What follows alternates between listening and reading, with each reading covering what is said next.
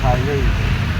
So ito, pagbaba dito ng ito Masinas, ito malalim din. Ayan.